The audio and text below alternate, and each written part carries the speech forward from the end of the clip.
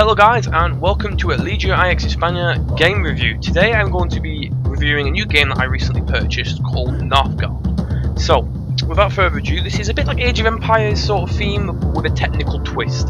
So I'm going to walk you through the factions first and I'm going to hop into a game and just basically describe to you what my pros and negatives are of the game. So we've got Fenrir, Clan of the Wolf.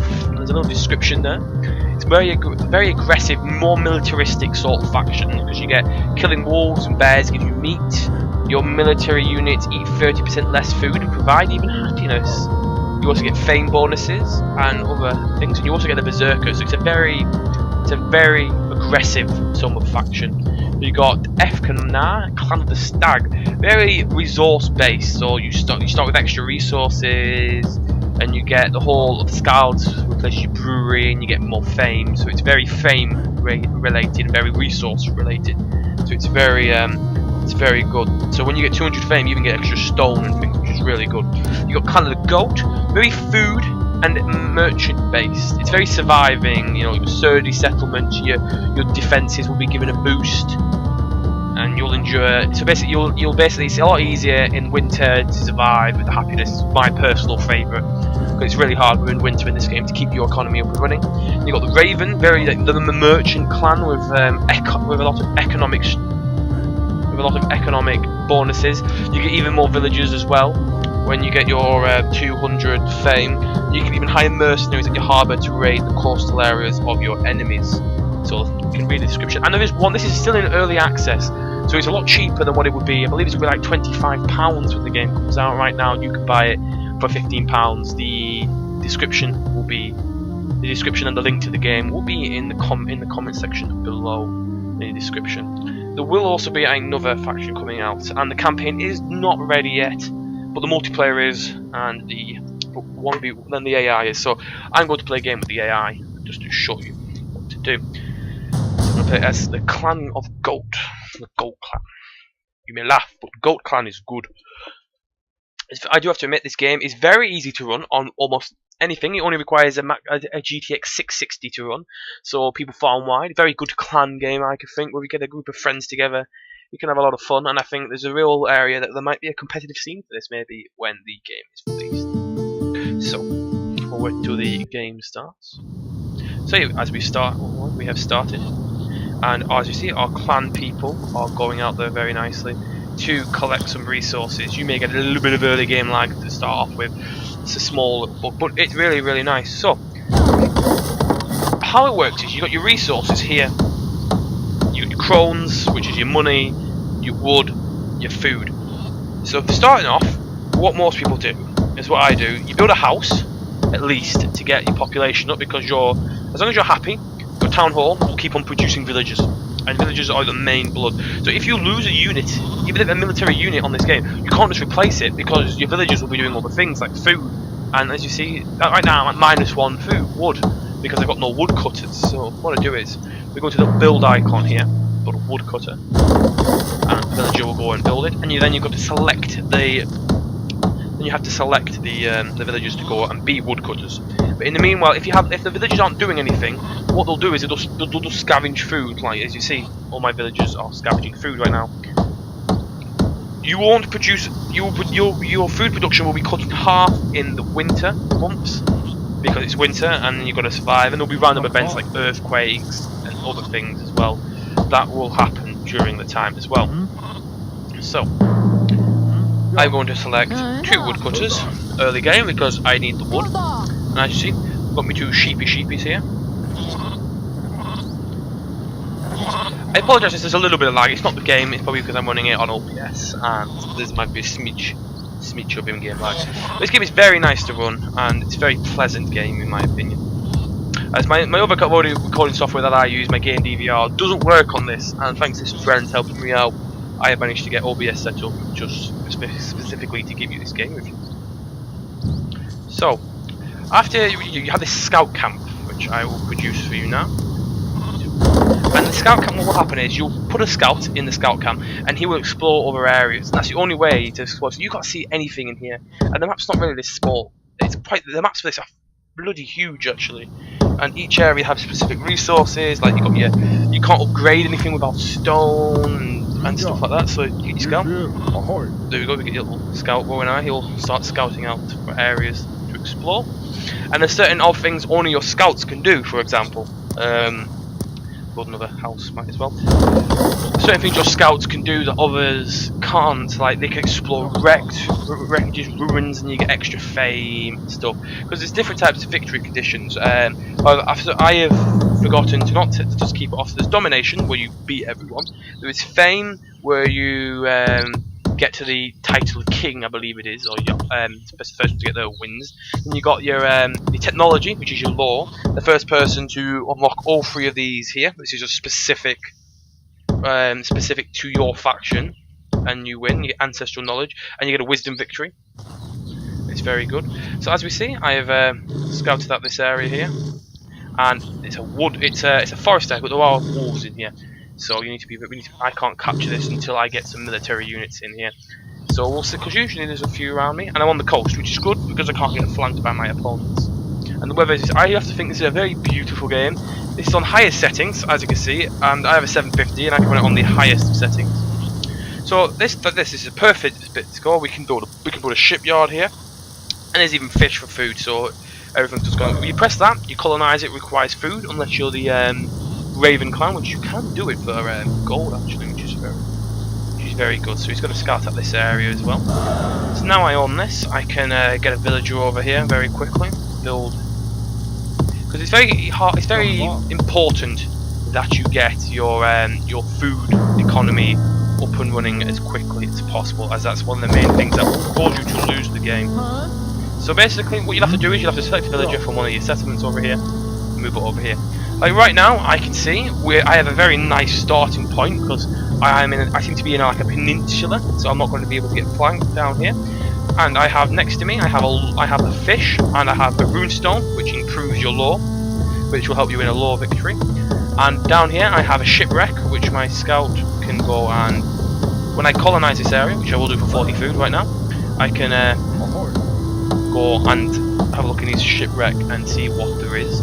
Get kronas and wood from it, so it's a nice early game boost to your economy. That is very well needed, so that's it. Just click it there. I have stone early game as well, which is really good at getting your economy above everybody else's. And as you see, the more because we're Vikings and we like territory, the more territory you get, the more happiness. So the better your happiness, the quicker I will start getting more citizens, and more citizens is good. So every building you can have 2 people on it. And but when you upgrade it, you can have 3, and it's a specific thing you can have on the specific thing you can upgrade, I believe, on the law. Or it's somewhere along here where you can have an extra. It's somewhere around here where you can have an extra person every time you upgrade a building. I believe it is here. All buildings can be assigned additional villagers when they are upgraded, so you can have 4 mana, so it helps your economy. And that is a specific, actually, to the gold clan. Because if you see, they got the little titles here, and they've got gold, specific things for each one. Like as we see, for the woodcutters and everything like that, the economy-wise, the more survival thing, the gold clan thrives at. So as we see, we're doing good overall. So if we press this information button here, you can see how many buildings can be. So this can have 5 buildings in it, and can be upgraded when the town hall's upgraded to have an extra building spot. Because you develop area, it costs 100 gold, and you get gold by having like a port here, and trading, and a marketplace, that sort of stuff. That gets you the thing. But the only thing is you can only have 1 fisherman. That you can't stack the fisherman's hut here. What I can do to give me a what you can do to increase it is you can get a silo which increases it by 10%. There you go, our scouts have salvaged a shipwreck and it gained 200 wood and 100 gold. The soundtrack is also very nice for this. So we'll go our first upgrade law, and we'll get some early game coining, I think, and we'll get some trading up and running. And as we see, production is now upgraded pretty nice, because the more buildings you have, the more gold it will take. Personally, I've played about 6 to 7 hours on this, specifying I played Raven and I played Gold the most because I prefer it personally. It's very fun. I really enjoy this game, and I recommend you do buy this game. There is a few little bugs. Like sometimes I think there needs to be some balancing in the war times, because personally I think Wolf is very powerful when it comes to military, and if somebody plays a domination victory, only Wolf is going to probably dominate the majority of the time. Saying that Goat Clan can put up a good fight and good defences, because their defensive towers give an extra bonus. So as we see, there's another territory here, and you get these little big creatures just defending it. So basically, it's a very good one, because I now have iron. It's actually very rare to have this good of a spawn point, because you've got wood over here to increase your wood production by 20%. We have stone here, we have iron here, and we have a coastal area as well. And these stones will say we can't get flanked, so we can only get attacked from this area here. But there is another nation actually, so I will go my scout and send him over here to find this guy out very quickly, because that is a very close spawn point. So we need to keep an eye. But we can expand this way pretty nicely without any threat. So what I'm going to do, I'm going to get a silo. 100 wood. It also helps protect against rats as well, so keep an eye out on that. So we'll get that up and running, and we will get a dock up and running. I'm very particular how I like them to look, so I'll have it like that. And what a shipbuilder will do is he'll get a long ship, and you can either go out and get fame or lore. Personally, I like lore. I like that technological advancement. However, if I'm winning very heavily on if I'm winning heavily on fame above everybody else, yeah, I'll go for it. But overall, guys, this game personally is great fun. Even if you're not new to this game, even if you're brand new to this game, you can pick this up after a couple of hours playing, and you'll practically know the majority of what you need to know. As we see, we get attacked by wolves occasionally. I have any military units, and my lore master almost died then. So I think it's about time we get some military units up and running. And I'll show you the last little bit really. So we'll get that up and running. And as you see, that's going to give you a nice boost. But in winter, as you see, production is a lot lower, and you'll burn more firewood as well. And as we see, we have established connection to another clan. So you can get a trading post, you can stop trading, or you can start attacking. It's up to you if you want to. Let's get straight into that. So we'll go for the trap axes now and increase the wood production. You'll see that will give me some help in winter. I'll get some people. We've got quite a lot of villagers going in here. So, and the food production is doing alright. And you're meant to lose food in winter. Always meant to lose food in winter. If you're producing a lot of food in winter, there's something seriously wrong, and you should be diverting more people away from food production. So I'm going to start for the law and start the raid. Get this little longboat here. It's pretty nice. I personally like it. And we've got one wounded guy, so what we'll do is, it needs to be done anyways, we'll get a healer. We'll get a civilian. We'll start with the healing process over here. So now we have a training camp as well. So there you go. We can get some warriors, and you can now once you've got a training camp, there's these two extra people you can have. You can have your axe throwers, which you like your berserkers to throw your axes. Pretty nice. If you ever play Stronghold, it's like them. Shield bearers, they're more your defensive units, big shields, they can take a lot of missile fire, and they have the most health in the game. And then we can spawn a war chief in, which is the basic war chief. However, the wolf clan can do a berserker, which will absolutely dominate this guy pretty nicely. And it's very expensive, but this does not class as one of your people. However, the warriors do. So just get you one, I've got enough money now to get a couple of warriors, so that's as in now I've diverted some people away. So now getting that. As we see, there's a couple of healers. I can build one more thing on this slot here, and I'm going to probably do it. I'm most likely going to build a mine for the so I've got another civilian over here. I get the mine production up and running. See, I will also do this as well. So we'll get some combat, and we'll show you how the combat mechanics work, and we'll capture this. I want to get a sheepfold up, because these sheep can be put in sheepfold. You can either kill them for for your overall pleasure, or if you want to get some slaughter them, you get some good food out of them if you're desperate. So I'm going to invade this area with my two guys. The AI creatures in this game aren't very overpowered. There is a slight glitch, there's a slight delay when you do switch to another area. have to be very careful you don't lose anybody. And like I said, as my fault, I thought I had been selected. Did lose a guy there, which is very painful for me early game. See, now I'm losing some. I'm actually losing food in summer, so I need to start thinking. I need to divert some more priority onto the food. So what I'll do is I'll develop this area for 100 gold, and I'll build a sheepfold. If I can find out where it is. There we go, sheepfold. I'll build a sheepfold. Yeah, get a civilian. Because sheepfolds are good. You don't require any civilian to do it. Plus requires 2 sheep you start off with. It's a nice little boost. So we'll go for cooking mastery. So we'll get reduced consumption of food by 5%. So guys, I pretty much showed you the basics of this game and why I finished like it. There are a few little bugs, especially with balancing issues with Wolf Clan. Stag is very overall good. And if you want a bit of everything, the Stag is your way to go. You'll win the early game production war by far.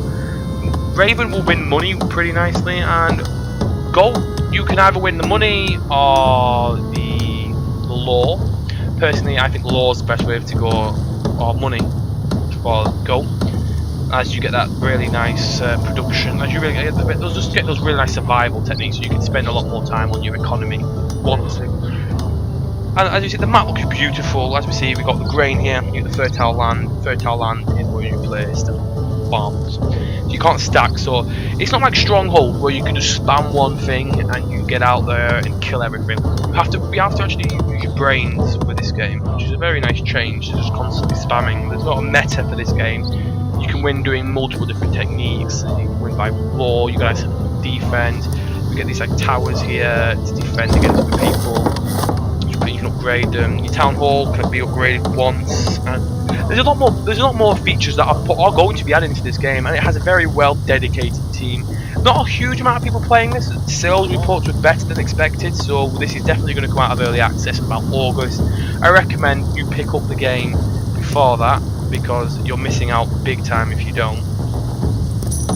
And that's about it, guys. So thank you very much for watching my review. Let me know if you're going to buy the game, what you think of the game, or if you've played the game in the comments below, and I'll get back to you later. And I'm going to do a North Gard giveaway, 1 copy of this game for so what you've got to do to take part in this is you've got to, of course, leave a like in the comment section and leave a comment in the comment section below, and I will add you to the draw, which will be in about a week's time. So thank you guys for watching, and you all have a good day. This is Leisure signing off.